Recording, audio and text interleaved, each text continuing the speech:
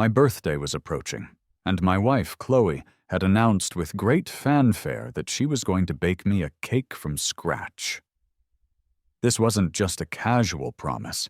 She had thrown herself into the endeavor with a surprising intensity, even enrolling in a professional cake-making class.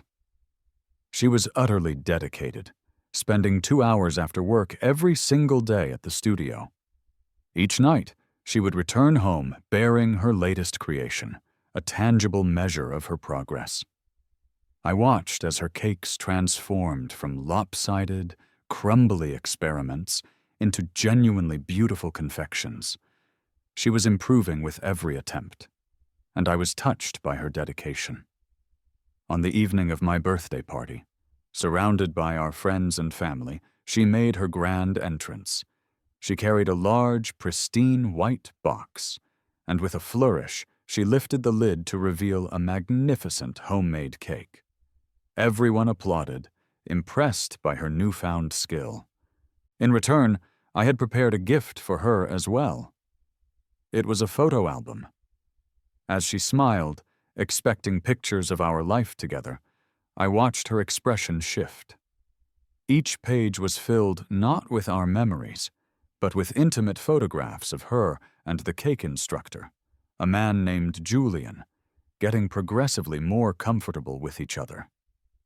She had been completely oblivious to the fact that every night she was supposedly at her class. I was standing outside the large glass window of the workshop, a silent spectator to their burgeoning romance. Through my camera lens, I had watched it all unfold. Chloe had finally mastered the art of making a beautiful cake, a testament to her dedication. But in the process, she had lost me, the person who had loved her most, and she had done it in front of everyone who mattered to us. As Chloe presented the stunning cake, covered in a flawless layer of white cream and artfully arranged with slices of fresh, vibrant mangoes, a wave of applause and cheerful murmurs filled the living room. "Chloe is such a wonderful wife, making this cake herself," someone exclaimed. "I heard she's been learning for a whole month. Liam is so lucky to have married such a devoted woman," another friend commented. Chloe's cheeks flushed with a delicate pink as she looked at me, her eyes shining. "Honey, make a wish and blow out the candles," she urged. I gazed back at her, my hand resting on the gift-wrapped box beside me. She had indeed worked hard, dedicating 2 hours every day after her job just to learn this skill for me. I felt a surge of something, not gratitude, but a cold resolve. So, I had decided to give her a gift in return, a token of my own dedication. "You two are hilarious," a friend chuckled, "still spreading the love around endlessly." Chloe shot me a playful look. "You still got me a gift, huh? What is it?" She reached for the box with delicate fingers, gently untying the satin bow. As the lid came off, the box was designed to fall open, scattering its contents across the floor like a sudden flurry of snowflakes. Confusion rippled through the room. "What is this? They're just photos," someone said, bending down to pick one up. A gasp followed. "Who's the guy she's hugging? Chloe, isn't that Julian? Your ex?" The whispers grew louder, more urgent. "How come it's all intimate photos of them at the cake shop? Wow, that's shameless." Friends began picking up the scattered pictures, their hushed comments weaving a tapestry of shock and scandal. The color drained from Chloe's face, turning it a stark, ghostly white. She lunged forward, grabbing at the photos in their hands. "Don't look! These are fake!" she cried, her voice thin and reedy, but there were too many to collect. Dozens of them spread across the carpet, each a frozen moment of her betrayal. A heavy, awkward silence descended upon the room. The celebratory atmosphere evaporated, replaced by a palpable tension. One by one, our guests made flimsy excuses and began to leave, eager to escape the suffocating atmosphere. Soon, it was just Chloe and me standing amidst the wreckage of the party in our living room. She had no idea that for the past month, Every night she was at her class, I was outside, my own silent vigil held in the cold. I had watched through the workshop's large glass windows as she and Julian grew closer. I documented it all, Julian's hand covering hers as he guided her in spreading cream on a cake, the tender affection in his gaze, the way he fed her a strawberry from his own lips. I watched Chloe playfully smear a dab of cream on her finger and then trace it onto Julian's mouth. I saw them laugh together, their heads close, and then I saw them kiss, passionately and without reservation. The Chloe I saw in those 30 nights was a different woman from the one I had known for our 5 years of marriage. She was softer, more charming, her smile radiant and genuine. It was a smile that lasted until precisely 10 o'clock, the moment she would leave the workshop, or more accurately, the moment she would leave Julian to return to me. The smile never made it home. She would leave it there with him, and bring back only a cool indifference for me. Chloe's face was ashen as she frantically gathered the photos, tearing them into small pieces. "Honey, listen to me," she pleaded, her voice trembling. "This is all a misunderstanding." The beautiful cake on the table lay on its side, knocked over in the chaos, its perfect cream smeared across the tablecloth. I calmly picked up one of the few remaining photos, a clear shot of them locked in a deep kiss, and held it up for her to see. "Chloe, what kind of misunderstanding allows a married woman to embrace and kiss another man every single night? Oh, and let's not forget the dancing. Does Julian's cake shop also teach married women how to dance so intimately? Do his other students know he has such a wide range of hobbies?" I let the photos flutter from my fingers, landing at her feet. "Can you explain this?" Her face flushed a deep, angry red. "Liam, I really just wanted to learn how to bake a cake for you. And what about you? Spying on me, taking photos of me behind my back?" Her fear was rapidly being replaced by defiant anger. "You don't trust me? Have you ever thought about how I feel? I made a cake for you, and all you can do is doubt me and David taking these pictures on purpose." I let out a hollow laugh, the sound sharp in the quiet room. She had gone to her class after work, and feeling a pang of sympathy for her long hours, I had decided to surprise her by picking her up one evening. That's when I saw them, embracing just outside the shop window. I knew Julian was back in town, but I never imagined she would be with him every night. I looked at her, my heart a tight, painful knot in my chest. "Chloe, did you care about my feelings when you betrayed our marriage? Making a cake for me was just an excuse to see Julian, wasn't it? After all," I added, my voice dropping, "if it were truly for me, would you have made a mango cake? I'm allergic to mangoes. Did you forget?" Of course she would remember what Julian liked. How could she possibly have room in her memory for my preferences? The mention of my allergy seemed to finally land a blow. Chloe's face paled once more as the realization hit her, but she quickly tried to recover. I forgot. And besides, the mangoes looked so fresh and sweet at the market. I held up a hand, cutting her off. "Chloe, enough. If you had any shred of sentiment left for me, for us, you wouldn't have done any of this." She tilted her head, a stubborn look settling on her features. "I know you've always been jealous of me and Julian, but we're just friends now. Don't taint our relationship with your dirty thoughts. A friendly kiss doesn't mean I broke our vows. Today was my class reunion too, but I skipped it because of you and your birthday. What more do you want from me, Liam? Know when to stop." Just then, her phone rang, filling the silence with a melody I didn't recognize. I knew, with a sickening certainty, that it was Julian. It had to be their special ringtone, something personal from their past, perhaps a piano duet from their college days. I imagined that every time he called, that music would transport her back to sweeter times with him. She answered the call, her back to me, and then turned, her expression cold and hard. "Are you happy now that you've ruined your own birthday party? Think things over. Since the party is a mess and you clearly don't want to celebrate, I'm heading to my reunion. Don't wait up." With that, she grabbed her handbag, and the front door slammed shut behind her, leaving me alone in the chaotic room.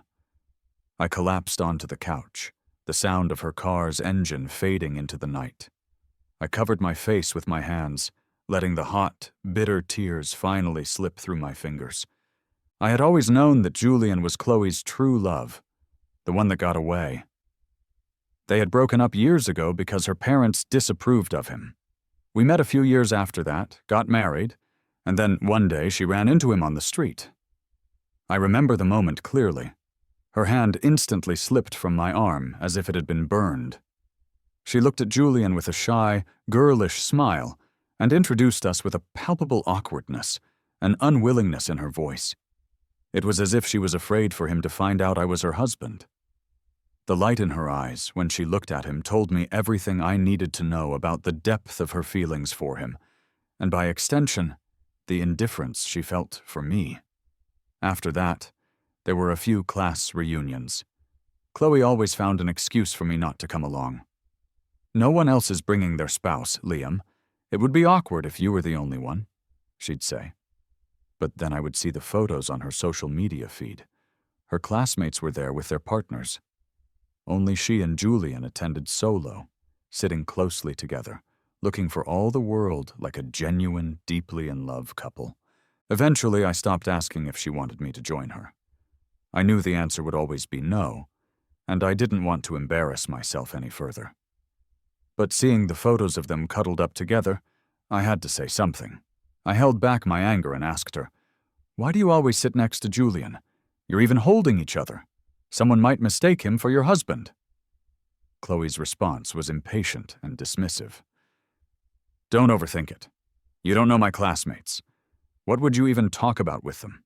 Most of them are teachers and professors. Do you want to discuss your business deals with them?" I was so angry my face flushed. "What about Julian? Does he discuss how to make cakes and chocolates with them?" Chloe snapped back. "He's just doing that temporarily. You have no idea how talented he is, so don't talk nonsense." Yes, in her eyes, Julian was perfect. His failed investments were just a string of bad luck. Leaving his teaching profession was because he had bigger dreams, and his current job making cakes was a sign of his cultured, refined demeanor, his embrace of a slow-paced life. Every choice Julian made was idealized in her mind. But no matter what I accomplished, the best I ever got from her was a dismissive, "Besides business, what else are you good at?" Midnight came and went. My birthday was officially over, and Chloe hadn't come home. I considered calling her, but then a new notification popped up from her social feed. I opened the app. It was a post from her class reunion, a grid of 9 photos. Every single one featured her and Julian. She had curated them carefully, choosing pictures that spanned from their college days to the present, showing the passage of time. But in every photo, one thing was unchanged. They were together, arm in arm. In the center photo, they stood by a fountain. Julian was kissing her forehead as she held a large bouquet of red roses. Her caption read, "A scene I've imagined 1,000 times in my dreams." The comments below were a chorus of praise. "The golden couple from our class. Seeing you two still so in love is so nostalgic." The moment Julian kissed Chloe reminded me of that romantic night after our college graduation. Seeing them together makes me believe in love again. The thought that sometimes love doesn't end up together is such a pity. You guys have to be together.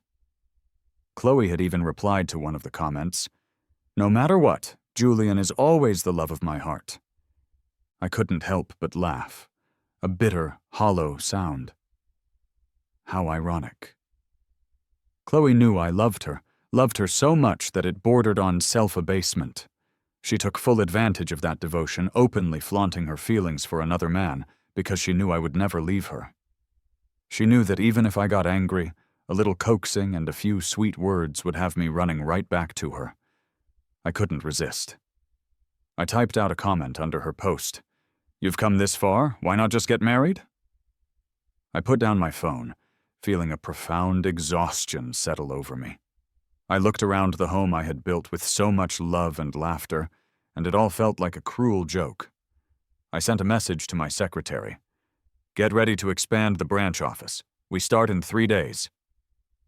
Then, I got up and began to pack my things into a suitcase. My company had always planned on expanding into City B, but certain circumstances required my personal oversight. I had been hesitant to go, unable to bear the thought of leaving Chloe.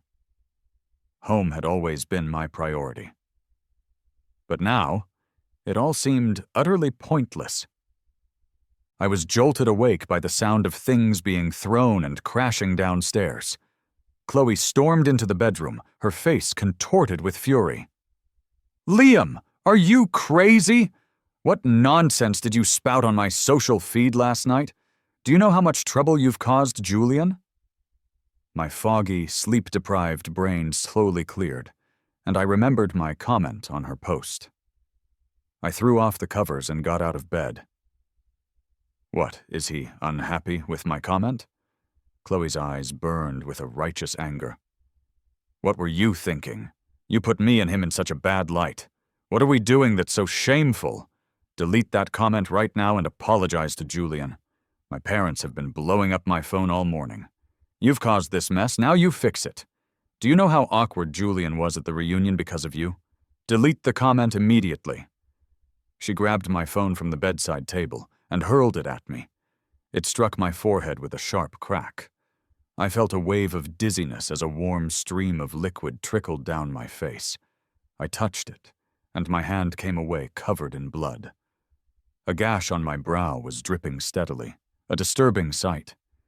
Chloe was momentarily shocked, taking a step back and muttering, "Why didn't you dodge? If you hadn't written that comment, I wouldn't have been mad enough to throw it. It's not my fault." I was speechless, feeling as if my throat was filled with gravel. Why did I ever love a woman who held another man so clearly in her heart and in her eyes? Pressing a clean towel from the bathroom to the wound to stanch the bleeding, I looked at her, my voice flat and devoid of emotion. "Chloe, you love Julian so much. I'll let you two be together." I turned, walked out of the bedroom, and slammed the door behind me. The gash on my forehead was deep and ended up needing 5 stitches. The doctor, a kind older man, tried to offer some comfort. "It's okay for guys. Scars aren't a big deal. Your wife won't mind, right?" I forced a weak smile. "She probably wouldn't care. She's the one who threw the phone." His jaw dropped, and he was left speechless. Just as I stepped out of the emergency room, I saw Chloe and Julian rushing toward me. Chloe tried to stop me. "I can't drive, so I got Julian to bring me here." "How's your wound?" I attempted to push past her, heading for the exit, but Julian blocked my path. "Liam, Chloe didn't mean it. She was terrified when she called me. She was crying the whole time." "You're not going to hold this against her, right?" Chloe looked at me, her own eyes welling up with tears.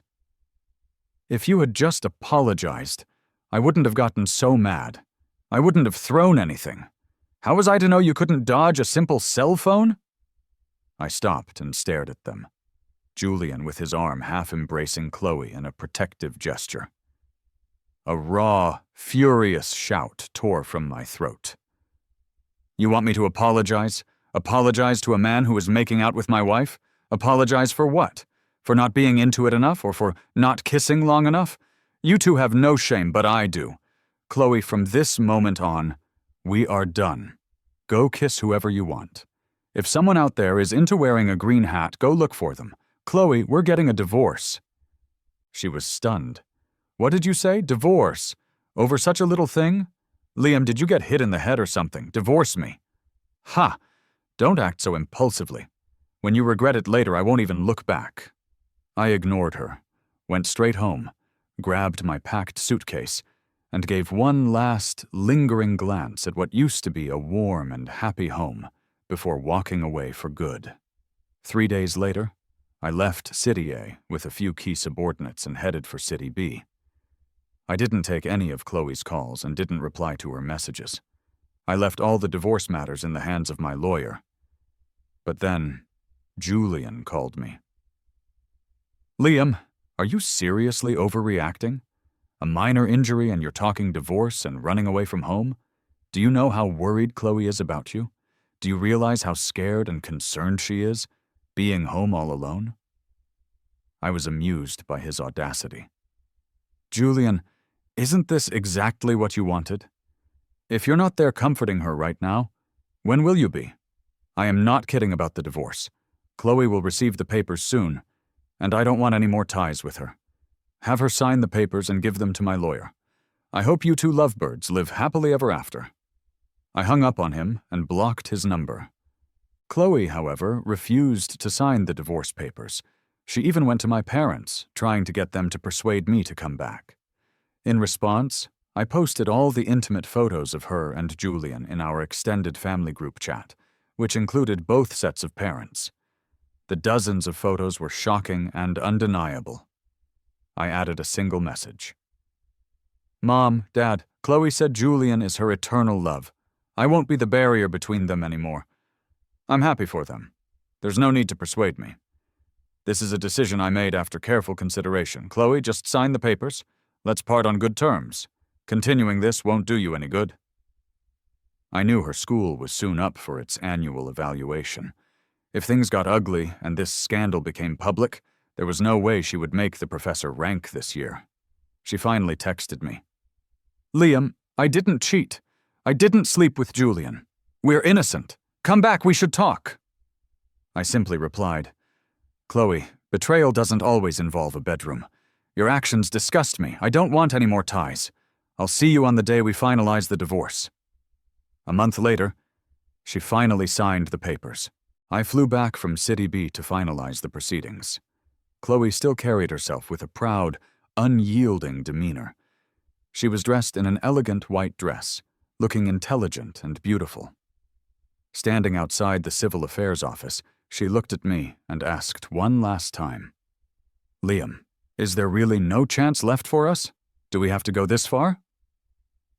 I instinctively touched the faint scar on my brow, a permanent reminder of her anger. I just smiled mockingly and said nothing. She looked at me, her head held high in stubborn pride. "Fine, Liam. I won't take a single penny of your money.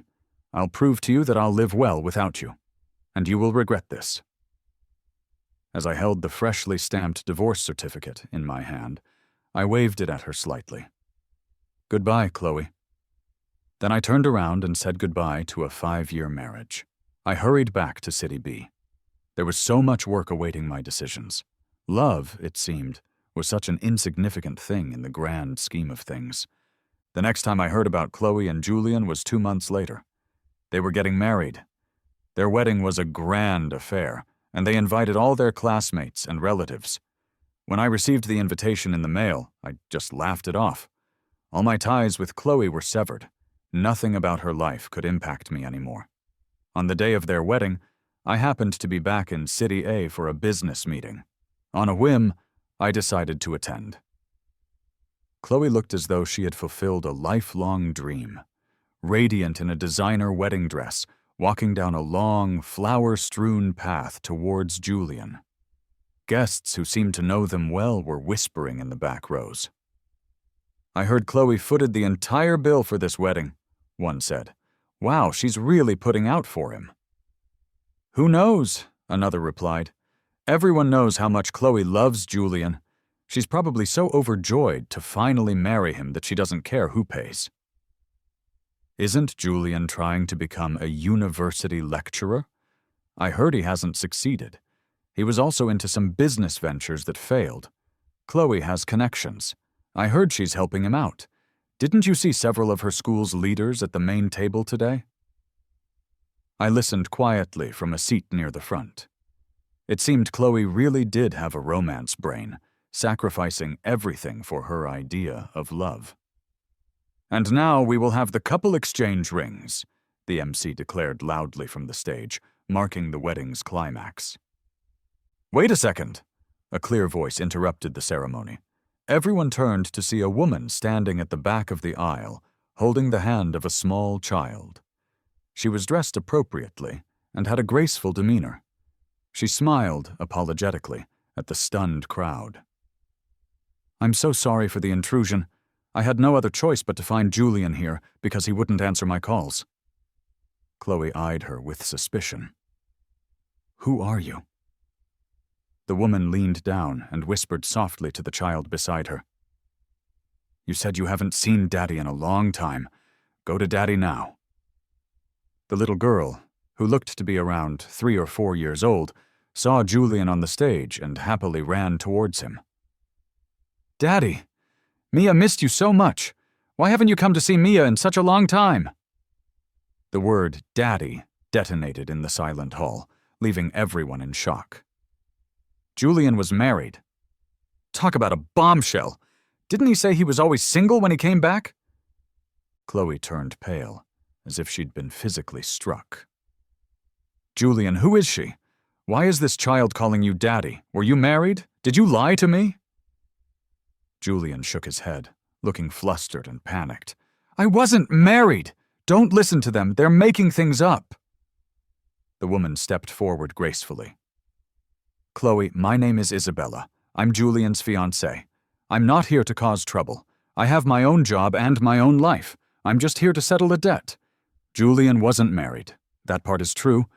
He just had a child with me. He promised he would give me and our child a proper status, a family. Then he said he was starting a company with a friend and left home to earn money for us. After that, nothing. No child support, and he even took all of our savings, claiming it was for an investment. I couldn't reach him by phone. He blocked me. If it weren't for a mutual friend he forgot to block seeing his wedding announcement on social media, I never would have found him. Julian, don't worry, I'm not here to crash your wedding. I just want what you owe me." Julian stepped forward, his voice a low hiss. "Then why are you here? Go back home. I'll come find you after the wedding." Isabella laughed, a sound devoid of humor. "David, I don't trust you anymore. I won't believe another word that comes out of your mouth. Today, in front of all your friends and family, I just want my money back. Then I'll leave with the child. You don't want to get stuck here with me, making Chloe wait in her wedding dress, right?" Chloe rushed up, demanding answers. "Julian, what is going on? Didn't you say you only ever had room in your heart for me? How could you have a child with another woman?" The little girl, scared by Chloe's angry reaction, hid behind Julian's legs. "Daddy, I'm scared." Chloe pushed the child's hand away from him. "He isn't your daddy." Julian picked up the child protectively. "Chloe, the child is innocent. Let me sort this out, and then I'll explain everything to you." Chloe's eyes were red, tears threatening to spill over. "You lied to me. You have a child and a fiancé, and now at our wedding you're causing this scene. Julian, you're wrecking my life. Do you think that's fair?" She threw her bridal bouquet at him, the petals scattering across the stage. He tried to calm her, all while holding the child and facing Isabella, who looked at him like a vengeful goddess. Chloe's father stood up from his seat at the front. "Julian, explain what's going on. If you don't, there won't be a wedding." Julian quickly turned to him. "Dad, this is from back when I was young and stupid. A mistake from getting drunk one night. I know I messed up. I'll fix it right now." Ignoring the child's cries, he put her down on the stage and didn't look back. He took out his phone, transferred money to Isabella, and then shouted, "I've returned your money. Satisfied now? Get out with the kid already." Isabella took her child's hand, but before she left, she glanced at Chloe. "Take my advice. Know who you're getting involved with. Julian used me up and threw me away when I was no longer useful. Beware. You might be next. When he was with me, I invested hundreds of thousands into his schemes, but he was a lost cause. When I ran out of money, he moved on. I think you're the new branch he found. Good luck. Also, Julian, this child is no longer connected to you. She'll take my last name from now on." With that, she led the crying child away, leaving behind a trail of whispers and a wedding in ruins. Julian apologized softly to a shell-shocked Chloe. "I'm sorry, honey. It was a mistake from when I was young. I was drunk and I mistook her for you. She had the child without telling me. I've paid her back. I promise I will never see her again." The wedding was already underway, and Chloe was stuck. To continue would be to lose face completely, but to back out now seemed impossible. There was no way out but forward. Chloe and Julian's wedding ended as a public spectacle, and word quickly got out about what had happened. Chloe, who had always prided herself on being strong and composed, lost an immense amount of face. It led to a big argument with Julian, but there was no undoing what had been done. After he sweet-talked her for a while, she started to come around. After all, Isabella had left with the child and wouldn't return.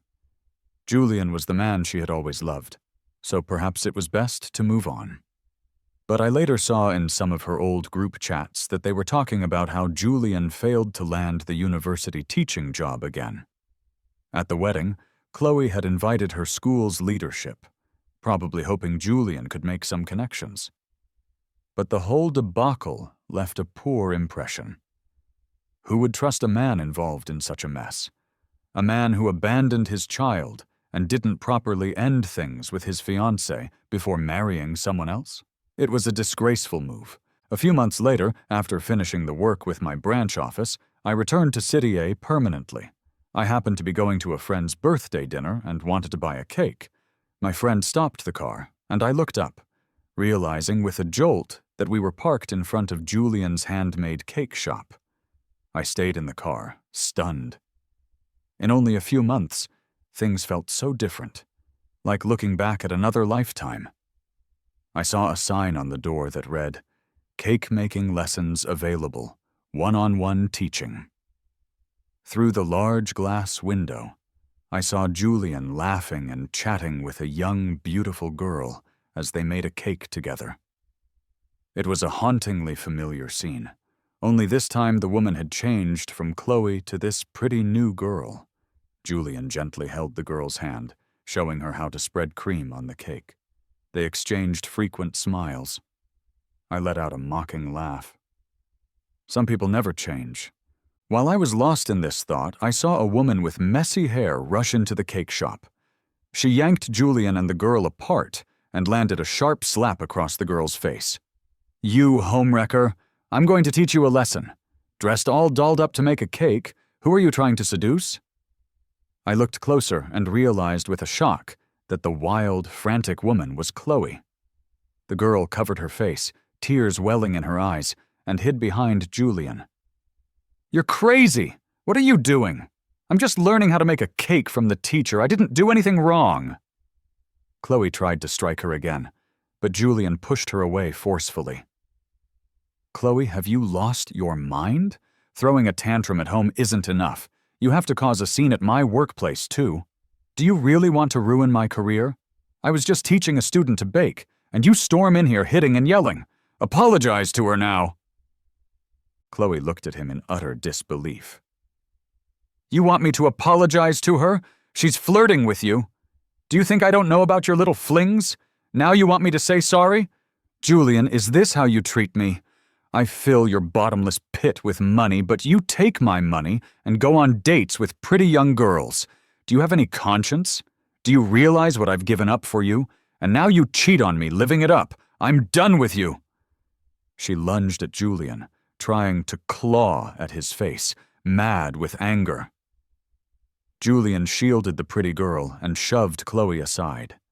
She stumbled backward and hit her waist hard on the sharp edge of a stainless steel table, crying out in pain and curling up on the floor, moaning. The pretty girl fell into Julian's arms, crying.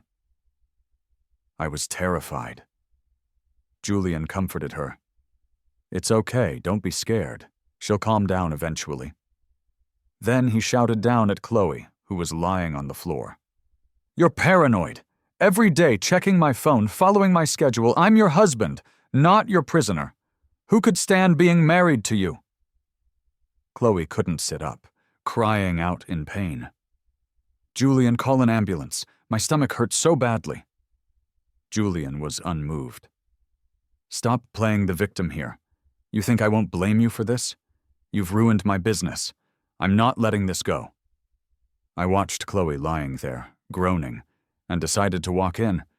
When Chloe saw me, her eyes lit up, and she reached out a hand. "Liam, help me." I looked at Julian and said, as a neutral outsider, "I'd say you should call an ambulance. It looks like she's bleeding." The sight of blood pooling on the floor beneath her made Chloe's face turn even paler, and Julian finally froze in place, shocked into action. The ambulance arrived swiftly. Chloe clutched her stomach as they lifted her onto a stretcher. Julian was completely lost, so I gave him a push onto the ambulance to follow it to the hospital. It turned out Chloe was pregnant. After Julian had pushed her, she began bleeding and was rushed into the emergency room to see if the pregnancy could be saved. When she was out of surgery, the doctor looked sternly at Julian. "Wasn't the family aware of this? She's pregnant with twins. It's not yet 3 months and the pregnancy is still delicate. How could you let her fall?" When Chloe woke up, she saw Julian and immediately turned her face away. He, full of remorse, held her hand. "Honey, I was wrong. I shouldn't have laid a hand on you. I'm an idiot. I almost harmed our baby. Honey, you're having twins. I'll make it up to you, I promise. I won't upset you anymore. Maybe I'll stop taking on female students." How about that? My interaction with that student was only a little close, but you must believe me, I didn't cheat on you. Really. You can check the shop anytime if you don't believe me. Chloe's heart softened, and she was on the verge of forgiving him until she noticed a bright red lipstick mark on his collar. Her anger flared anew, and she slapped him hard across the face. "Julian, you disgust me. Teaching cakes, huh? Teaching them how? Straight to the bed, just like you taught me." Julian was stunned by the slap. Hearing her accusations, he pushed her hand away. "What nonsense are you talking again?" Chloe pointed a trembling finger at the lipstick mark, sobbing as she shouted, "Is this what you call close? Julian, I'm so disappointed in you. I got you that teaching job. I found connections for you, and you still managed to get entangled with a student, having your photos posted online and getting expelled. My own job was affected because of those connections, and now my promotion is suspended. I let you bake cakes, and you fool around with students here too. You've drained all my money. Don't come home anymore. I regret everything. Was Isabella right? Once I've served my purpose, you're ditching me for better prospects." Julian took a step back, watching her scream frantically with a cold, detached expression. "I think your emotions are unstable because of the pregnancy. Chloe, you have 2 kids to think about now. What do you plan on doing? Divorce? Be a single mom? If you divorce again, that'll be twice. I don't care. But you? A woman with 2 divorces? Who's going to want you? Besides me, no one would want to be with you, and you know that. Calm down. I'll come back to see you tomorrow." Saying this, he slammed the door and left. I had been standing outside, and I watched him storm off in anger. I opened the door to the room and saw Chloe inside, crying her heart out. Seeing me, she stopped crying, forced a weak smile, and said, "Liam, thank you for saving me today." She hung her head, tears splashing onto the white hospital bedsheets. Crying, she said, "Liam, I was wrong all along. I betrayed you for a heartless man like him. My current fate is the karma I deserve. Do you know Julian has absolutely no skills? He's always dreaming big but achieves nothing. He spent all our family's money and maxed out all my credit cards. leaving me to pay the monthly bills. When I had no money left, he made me borrow from friends and family to fill his endless pit.